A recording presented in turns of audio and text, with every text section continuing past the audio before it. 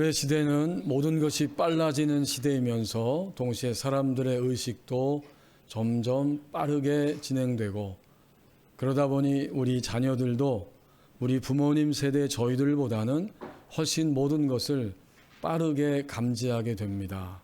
아마도 요즘 초등학교 학생들은 몇 살쯤 되면 인간이 죽는다, 인간인 나도 죽는다, 이런 생각을 하는지 인터뷰를 해본 적이 없기 때문에 잘 알 수는 없지만, 제 경우에는 초등학교 5학년 때 인간이 죽는다라는 막연한 두려움을 느꼈던 적이 지금도 그 기억이 생생합니다. 학교에서 수업을 마치고 돌아와서 동네 골목을 향해 막 가고 집을 향해 가고 있는데 갑자기 울음소리가 크게 들리고 사람들이 모여 있고, 어떤 젊은 형이, 가만히 보니까 동네에서 축구를 같이 했던 형이에요. 검은 양복을 입고 앞에 영정사진을 들고 눈물을 훔치면서 걸어 나오고 있었고, 그 뒤에 운구행렬이 쭉 따라 나오고 있었습니다.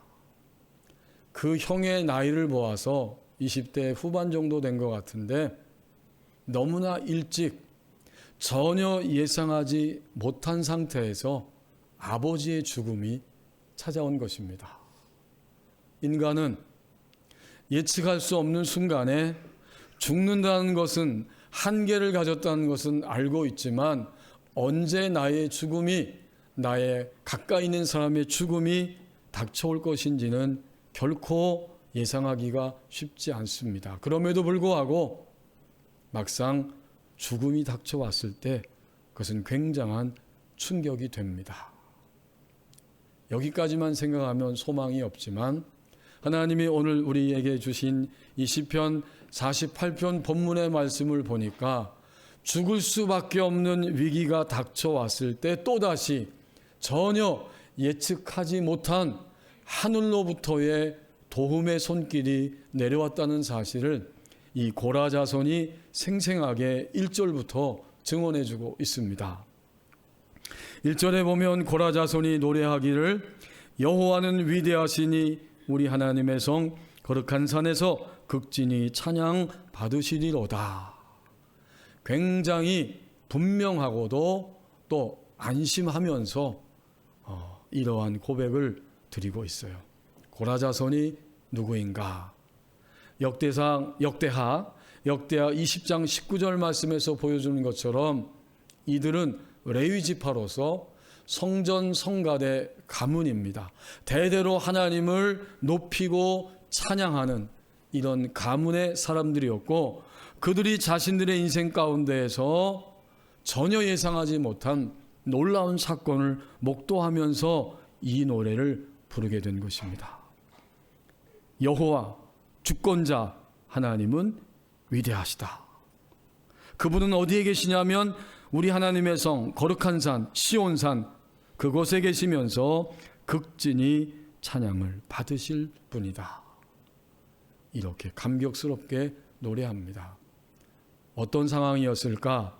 역대하 20장 20절부터 23절에 그 상황이 나오는데, 유다의 여호사밧 왕이 통치할 때에 이방 나라의 암몬과 모압과 세일산에 사는 마온이 연합군을 형성하고 쳐들어옵니다. 그럴 때 여호사밧이 노래하는 사람들을 선별해서 옷을 입혀 세웠고, 그들이 막 찬양을 시작할 때에 전혀 예상치 못한 일이 일어났습니다. 하나님이 어느새 복병을 준비하셔서 연합군들을 치게 하시고 그들이 패배하여 물러가게 하셨습니다. 이것이 역대하 20장 20절에서 23절에 나옵니다. 도저히 상상할 수 없는 일이 일어났을 때 고라 자손들은 하나님을 높이며 찬양하게 됩니다. 감격스럽게 하나님을 새롭게 발견하며 알아보게 되지요. 자, 좀 더 구체적으로 그들, 고라 자손이죠. 이들이 목도한 것, 그게 무엇일까? 유다 백성들 전체 그들과 함께 대표적으로 서서 노래하고 있는 이 성전 성가대 고라자손, 그들은 자신들의 틀을 깨트리고 그들의 눈앞에서 보여지고 있는 하나님의 능력을 본 것입니다. 동시에 위기 가운데에서도 하나님의 자녀들을 돌보고 계시는 하나님의 사랑을 보았습니다. 결국 1절에서 자신들이 목도한 하나님을 이렇게 두 부분으로 노래합니다. 첫 번째 부분은 뭘까요? 하나님은 위대하시다. 이 위대하시다, 이 말은 크다, 이런 뜻입니다. 자신들이 직면한 사건, 문제, 일, 소위 이런 것들이 아무리 지금 현재 힘들다고 해도 그것보다 하나님은 더 크시다. 이들이 발견한 게 이거예요. 아하, 나의 인생을 살면서 나를 둘러싸고 있는 일과 사건과 모든 것들이 굉장히 심각하고 그것이 사실이지만 하나님은 이 모든 것들보다 크신 하나님이십니다. 이걸 발견했어요. 연합군이 형성되어서 자신들을 향하여 쳐들어올 때 그들이 할 수 있는 것은 두려워 떠는 것밖에 방법이 없는 상황이었는데 하나님은 이 모든 것들을 넘어서서 하나님의 백성들을 돌보시는 하나님이시니 이제 정말 하나님은 위대하십니다.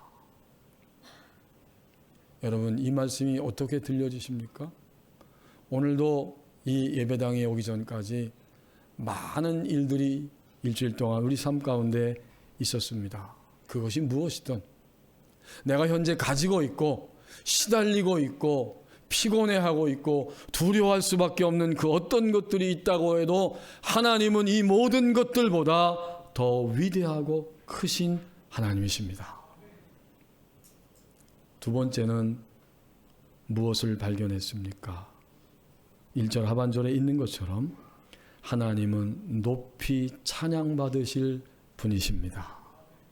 이 고백이 단순하지만 신앙의 굉장한 그 전진하고 새롭게 될 수 있는 전환점이 되는 고백이에요.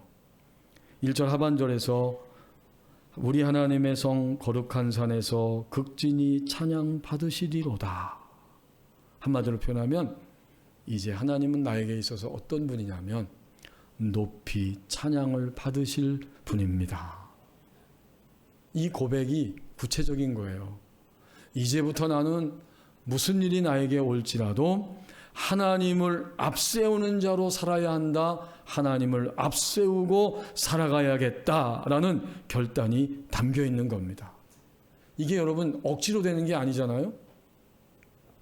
예측할 수 없는 하나님의 개입하심을 보면서 이제부터 나는 내 인생을 살면서 어떤 사건과 일과 또 내 앞에 오는 그 모든 환경이 있다고 할지라도 하나님은 이것보다 크시고 그러기에 나는 무조건 절대적으로 하나님을 앞세우겠습니다. 이 고백이 오늘 고라자손이 하고 있는 고백인데 이 고백은 과연 무엇일까? 이 고백과 증언이 무엇일까? 이것을 한마디로 표현하면 하나님을 발견했다라는 말입니다. 하나님을 발견했다는 거예요. 그래서 이 새한글 성경을 가지고 1절을 읽어보면 더욱 선명하게 들려줍니다. 여호와는 크신 분이시고 높이 찬양받으실 분이십니다. 하나님의 도시, 하나님의 거룩한 산에서. 누구든지 하나님을 처음 믿기 시작한다면 그는 하나님을 발견한 것입니다. 누구든지 처음에는 계속해서 발견하고 발견하는 일이 진행됩니다. 어제 척사대회를 준비하려고 장로님, 권사님 장로님, 안수 집사님, 권사님 오셔서 준비하셨고, 저는 전도사님하고 기다리다가 우리 나병건 집사님이 프린터기를 구입을 했어요. 그게 자꾸 뒤에 끼기도 하고 잉크도 검은색만 나오고 참 불편하고 힘이 들었어요. 시간도 많이 걸리고. 그래서 그 복사기 하나를 구입을 했습니다. 복사기가 아니라 프린터기. 그걸 와서 설치하고 장착하고 조금 늦게 장로님, 권사님, 안수 집사님 식사하러 가시고 좀 늦게 교회를 차를 타고 나 집사님하고 전사님하고 저하고 셋이서 갔어요. 법원 사거리 지나서 조금 지나 올라가는데 종종 목격했지만 할아버지 한 분이 어디 사는지 모르지만 법원이 사는 거는 분명한 것 같아요. 허리가 반이 확 꺾여서 리어커를 밀면서 가고 계시고, 거기에는 생존을 위해서, 아마도 생계를 위해서, 사연은 잘 모르지만 종이 박스를 가득 채우고 밀고 가고 있었습니다. 참 안타까웠습니다. 그때 저분에게 예수님을 소개하고, 이 땅 위에서는 저렇게 고생하지만 저렇게 인생이 끝나면 얼마나 안타까운가. 예수님을 소개하고 영접했으면 좋겠다. 내려가서 기도해 줬으면 좋겠다. 이런 이야기를 나누면서 차 안에서 가게 되었습니다. 정말 저 할아버지는 하나님을 과연 발견했을까? 하나님의 사랑을 발견하고 저 힘겨운 나날들을 견디며 살아가고 있는 것일까? 이런 마음의 생각이 들어서 차를 뒤져봤는데 예수님 소개하고 영접하는 그 휴지가 없어요. 사무실에 있기 때문에. 다음번에는 반드시 차에 넣고 있다가 꼭 12시부터 1시, 1시 반 사이에 지나가시더라고요. 보니까. 그분을 만나면 어제도 보니까 신호등 걸리고 리어커를 대고 도로와 그 보도블록 경계 사이 거기에 걸터 앉으셨더라고요. 힘이 든 거죠. 저 할아버지는 과연 인생에 있어서 하나님을 발견했을까? 이런 마음의 질문이 떠나지를 않았습니다. 이 시간 우리 모두 각자에게 이 1절 말씀의 고라자손의 고백과 증언을 통해서 질문하게 됩니다. 여러분은, 성도님들은, 저는, 나는, 우리는 하나님을 발견하셨습니까? 정말 아멘이죠. 발견하셨기 때문에 이 주일날에 몸으로 나와 나의 전인을 드리면서 하나님을 높이며 예배하고 있습니다. 자, 그런데 오늘 1절은 좀 더 분명하게 우리에게 질문합니다. 발견했다면 하나님을 발견하는 정도가 어디까지인가? 어디까지 하나님을 발견했느냐라고 질문하고 있는 거예요. 고라자손의 입을 통해서 분명하게 말씀하고 있습니다. 하나님은 위대하시다. 하나님은 그 세상의 어떤 것보다 내 속에 담겨 있고 내 바깥에서 다가오는 모든 일들과 환경보다 더 훨씬 크신 하나님이십니다. 이걸 발견했냐고 물어보는 거예요, 지금. 그리고 그 질문, 하나님을 발견했습니까? 라고 질문한 다음 마침내 발견의 정점에 이르게 되면 어떤 고백이 나옵니까? 내가 만약 오늘 발견의 정점에 이르고 거기를 향해 가고 있다면 어떤 고백이 나와야 합니까? 오늘 본문 그대로이죠. 하나님은 높이 찬양받으실 분이십니다. 발견한다면 우리는 정점에서 이런 목소리를 들리게 할 것입니다.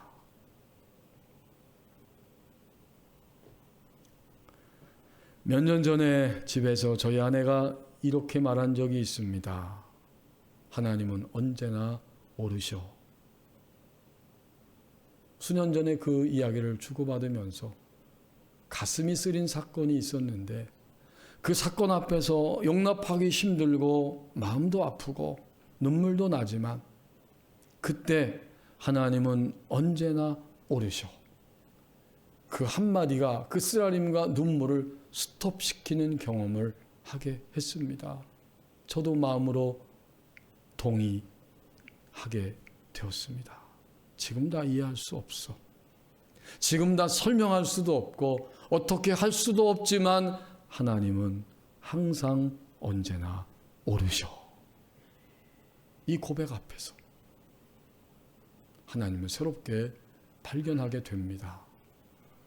만약 오늘 예배하면서 가슴 쓰린 사건이 있다면, 아무에게도 말하고 싶지 않고 말할 수 없는 일들이 지금까지 살아온 나의 인생 가운데 있다고 해도, 가장 힘들고 심각한 것이 있다고 해도 그것들이 지금 현재 나에게 온 것은 무엇입니까? 하나님을 발견하는 시간입니다. 주님을 믿고 난 이후에 초신자도 기신자도 기존의 신자도 어느 시점까지 처음에는 누구든지 오늘 고라자손의 이 고백과 같이 계속해서 발견하는 일이 진행됩니다. 오늘도 발견하는 일이 우리 가운데 지금 진행되고 있는 거예요. 2절과 3절 말씀을 보십시오. 체험과 감격이 쌓여가면서 드러남이 진행됩니다. 처음에는 발견함이었지만 이제는 체험과 감격이 쌓여가면서 드러남이 진행이 됩니다. 고라자손은 2절 3절에서 이렇게 노래하고 있습니다. 그 하나님이 자정하고 계시는 거룩한 성 시온산의 아름다움은 절대적이고 완전하다고 하는 사실을 체험적으로 고백하고 있고, 바로 그 하나님과 자신들이 교제하고 만나게 되었다고 감격스러워합니다. 이 시가 얼마나 아름답습니까? 2절에 터가 높고 아름다워 온 세계가 즐거워하며 큰 왕의 성 곧 북방에 있는 시온산이 그러하도다. 이게 명사구로 되어 있는데요, 이걸 그냥 우리가 알기 쉽게 이야기하면 이런 뜻이죠. 그 산은 아름답고 높으며 온 땅의 기쁨입니다. 북쪽 끝 시온산은 큰 임금의 성읍입니다. 그들은요, 체험했어요. 그리고 감격한 거예요. 서두에서 함께 말씀 나눴던 것처럼 전혀 예상할 수 없는, 죽을 수밖에 없겠다 두려워 떨고 있는 환경에서 하나님이 복병을 동원하셔서 그 연합군을 진멸시켰을 때에 그들은 하나님을 큰 왕, 큰 임금이라고 감격스럽게 체험하며 고백하고 있습니다. 큰 왕, 큰 임금, 이것은 세계의 통치자입니다. 이런 뜻이죠. 당시에나 지금이나 신들이라고 떠받들고 또 이야기하는 많은 존재들이 있지만 하나님이야말로 큰 왕 임금이신데 온 세계의 유일한 통치자가 되십니다. 그리고 나서 그 체험 속에서 감격이 쌓여가면서 이제는 하나님을 증언하는데 3절에서 뭐라고 증언합니까? 하나님이 그 여러 궁중에서 자기를 요새로 알리셨도다. 요새, 피난처이고 보호소. 실감나죠, 단어가? 하나님은 우리 인생에 있어서 견고한 요새이시고 피난할 수 있는 곳이고 더불어 우리를 안전하게 지켜주시는 보호소로 알리셨도다. 이것이 고라자손의 체험이에요. 체험했기 때문에 감격하는 거예요. 아니, 그리스도인들이 주님을 믿으면서 매일 발견만 하고 있으면 안타까운 것입니다. 이제 발견하는 사람들은 점점 어떻게 되냐면 하나님을 체험하고 감격이 쌓여가면서 드디어 드러남이 진행이 되어집니다. 구체적으로 이 2절과 3절의 고백은 드러남이에요. 이 단어가 우리에게 굉장히 깨달음을 주는 단어입니다. 어떤 뜻이 있냐면, 우리는 주님을 믿고 주님을 발견하고 나서 한동안은 자꾸 드러내려고 해요. 누구를? 나를. 여전히 여기에 많이 걸려 있어요. 처음에는 발견하다가 감격도 체험도 쌓이니까 이제는 자꾸만 나를 드러내려고 합니다. 이게 그리스도인들이 힘든 거예요. 다른 게 힘든 게 아니에요. 하지만 이 체험과 감격이 쌓여가면 나중에 어떻게 되느냐? 그를 통해서, 나를 통해서 하나님이 드러나기 시작합니다. 이건 또 하나의 간격이에요. 하나님 믿으면서. 생명이 있다면, 하나님의 생명을 소유한 사람이라고 하면 점점 더 자기만족적, 자기 충족적 드러냄이 아니라 하나님이 그를 통해, 나를 통해 자연스럽게 흘러나가시는 드러남의 모습으로 나가게 됩니다. 이제 우리는 이해할 수 있죠? 발견하는 것도 귀합니다. 계속 발견합니다. 그런데 어느 시점쯤 되면 내가 인상을 쓰고 고집을 부리고 무게를 잡지 않아도 하나님은 나를 통해서 드러나십니다. 오늘 우리가 힘든 것은, 주님 믿고 여전히 힘든 것은 바로 드러내려고 하기 때문에 힘들어요. 교회 곳곳을 보아도, 대한민국의 우리 교회 넘어 다른 교회 보아도, 이 땅의 어느 곳의 그리스도인들을 보아도 사람들에게 인정받지 못하고 비판과 비난을 받고 있는 원인이 어디에 있을까? 여러 가지 원인이 있겠지만 그것을 집약해서 한마디로 표현하면 그리스도인들이 드러내려고 하기 때문에 그래요. 이 드러냄은 출발이 하나님이 아니고 나 자신입니다.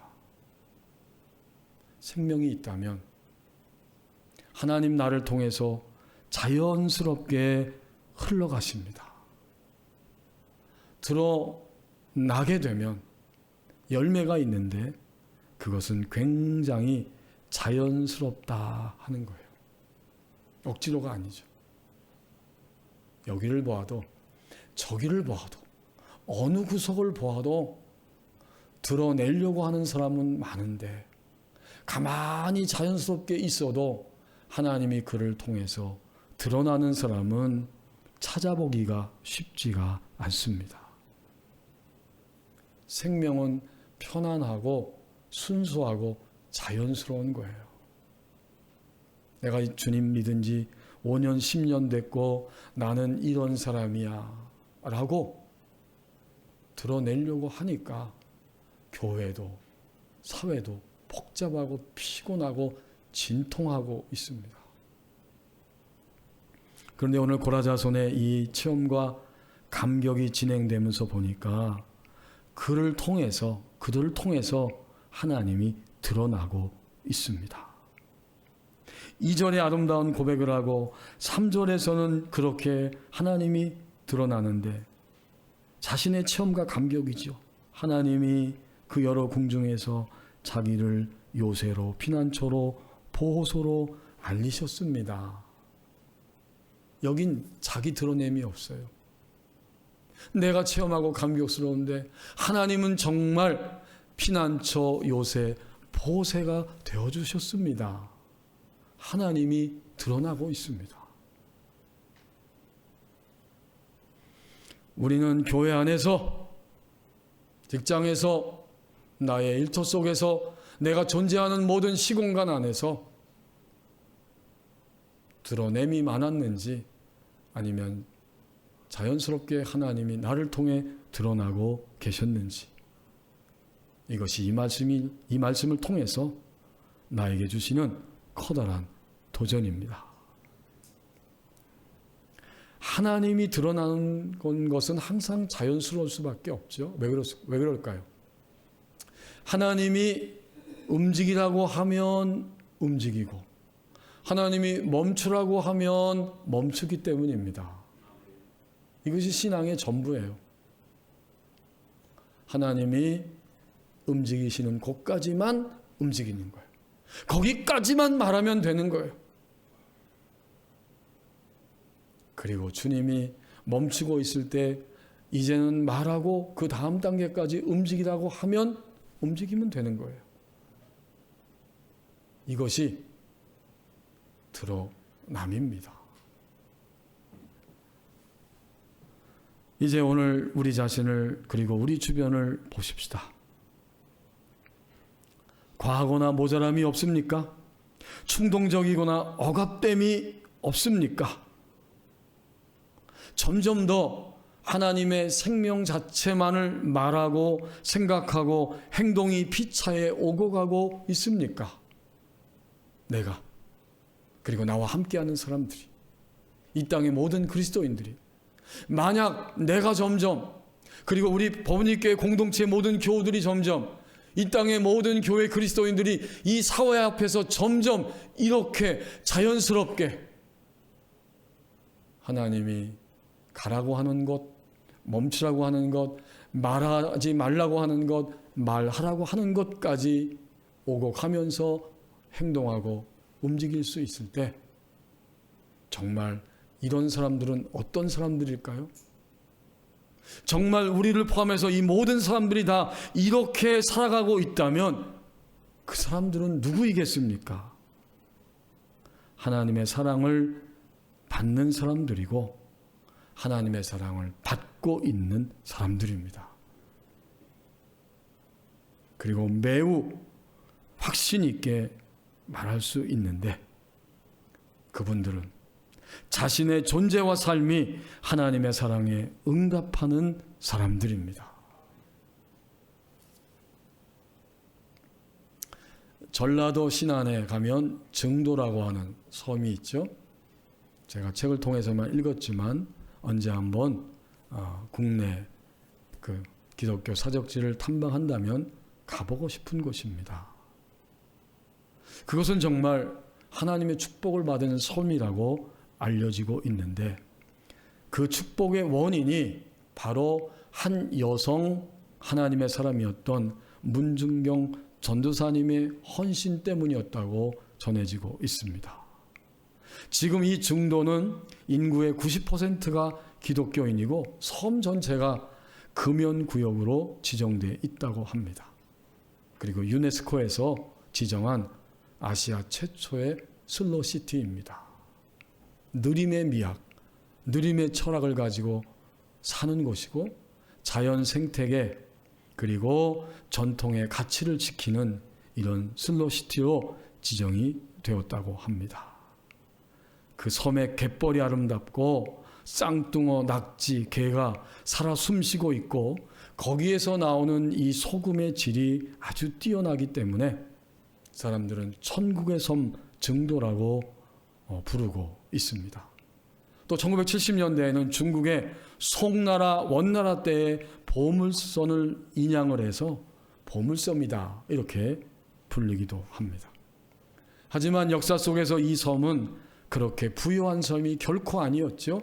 사람들이 거기서 살고 있지만 가난한 어민과 농민들이 생계를 위해서 오히려 힘이 들어서 그 섬을 떠나는 일이 다반사였다고 합니다.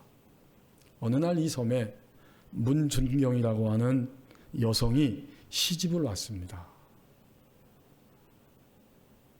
글을 배우고 싶지만 아버지와 훈장 선생님의 야단만 맞고 내가 결혼하면 좋은 남편 만나서 글 공부도 하고 싶다. 시집을 왔어요. 그러나 얼마 안 있어 아이를 낳지 못하기 때문에 바로 소박을 맞았다고 합니다. 미움받고 쫓겨난 거죠. 그러다가 목포로 나가게 되었는데 이성복 목사님이라고 하는 분의 도움을 받고 복음을 받아들이고 서울에 올라가서 신학을 공부하게 되었고 다시 섬으로 돌아왔습니다.